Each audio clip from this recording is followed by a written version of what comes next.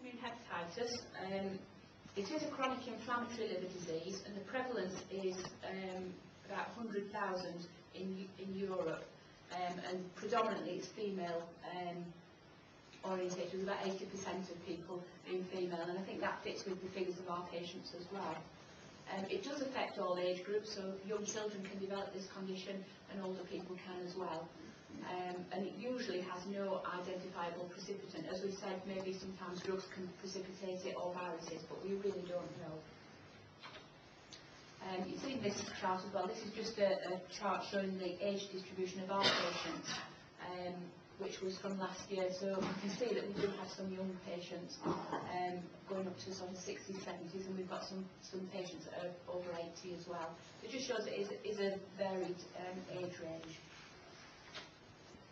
So what are the presenting symptoms? I'm sure that you'll probably dispute some of these. You'll probably have other symptoms that you've had yourselves, say, are fatigue. And I'm sure nearly everybody in this room felt really tired when they were first diagnosed and first came to clinic. That's what everybody says.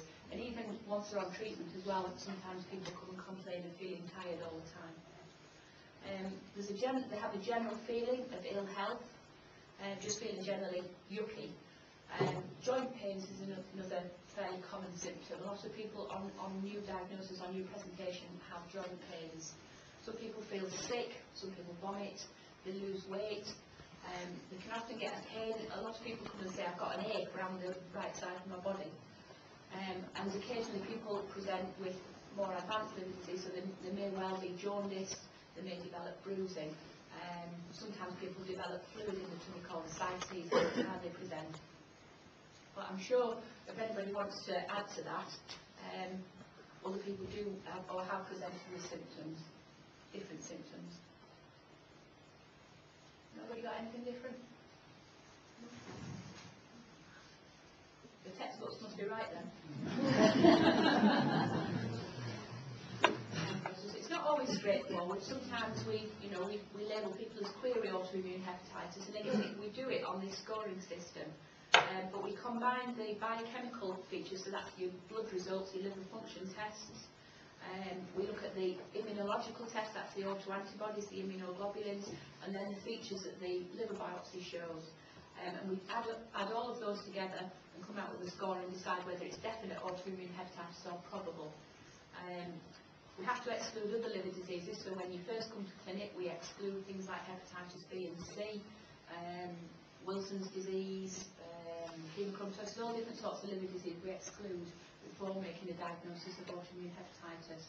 And as I said, we use the scoring system. I mean, some people will come to clinic, you'll look at the blood tests, look at the scan, look at the autoantibodies, and you'll think, yeah, this has got to be autoimmune hepatitis. But, you know, we do all the other tests as well. So who do we treat? Because not everybody has treatments. Some people do go into spontaneous remission, but that is rare. Patients with moderate or severe inflammation, that's what we see on the liver biopsy. Patients who have a raised AST, that's part of the transaminase, so usually it's more than 5 times the upper limit of normal. The normal range is about 40, so usually over 200 people present with. The globulin, which again is part of the liver function test, is usually double what it should be. And the biopsy shows features of autoimmune hepatitis. So we're looking at like inflammation on the biopsy, we're looking at plasma cell rosettes, which you've already seen pictures of. We treat people who are symptomatic, so people come and feel really ill, they receive treatment. And also patients who've got more advanced disease, so patients who present with cirrhosis or decompensation, which basically means liver failure. So if you're jaundiced, if you've got fluid in your tummy.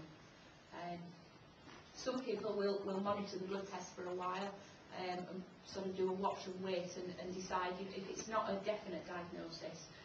But to be fair, most people do end up with it. So the history of treatment was basically decided in about 1972 when the Mayo Clinic did a big trial, and what they did was they compared these systems of treatment against each other. So some patients had prednisolone alone, which would be a higher dose of prednisolone. Some patients had a combination of prednisolone and azathioprine. Some people didn't have any treatment, it was just a placebo drug. And some patients had azathioprine alone, and they were all compared against each other. And the main one, well, prednisolone and azathioprine was the top-notch treatment, but prednisolone alone in patients who can't tolerate azathioprine was just as good with a higher dose of prednisolone. But the azathioprine alone doesn't work, and obviously placebo didn't work. So that from that trial, it was determined that the treatment was really prednisolone and azathioprine. And that, as I say, that goes back to 1972, so it's a good few years. And there hasn't really been that much research done on treatment since then. So what is the treatment regime? I'm sure people who have been diagnosed here will know that we start patients usually on 30 or 40 milligrams of prednisolone a day, so it's quite a high dose. We always advise that patients have calcium supplements whilst they're on prednisolone because there is a risk of damaging the bones. We do a blood test which is called TPMT on new patients, and that's basically to check which patients are going to be at risk of developing toxicity from azathioprine. And we have to watch those patients' blood tests more closely. So basically we start them on prednisolone, wait for the TPMT result to come back before then initiating further treatment. And the further treatment would usually be azathioprine. And that's based on a weight-based regime. So we look at what your weight is and then determine what dose of azathioprine you're going to need.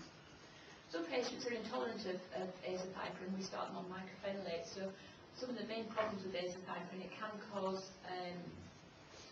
quite often significant nausea, and in those patients we would start them on mycophenolate.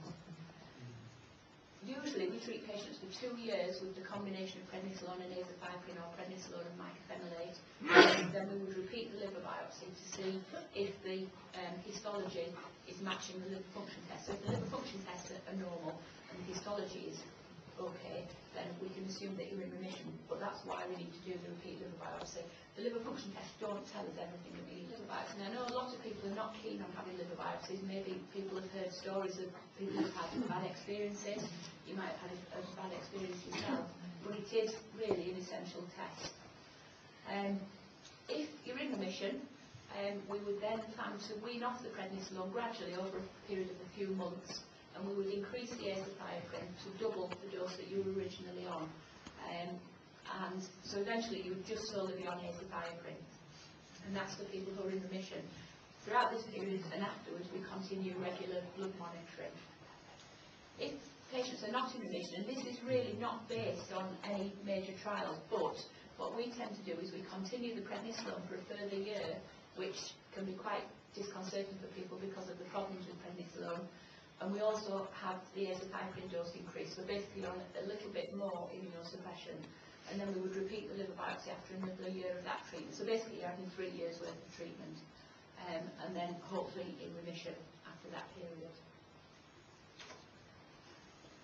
So why do we monitor, and what tests do we do? Well, when people are first diagnosed, we check the blood count, we check the liver function test, and we check the blood glucose on a weekly basis, and we do that until the liver function tests have virtually come back to normal.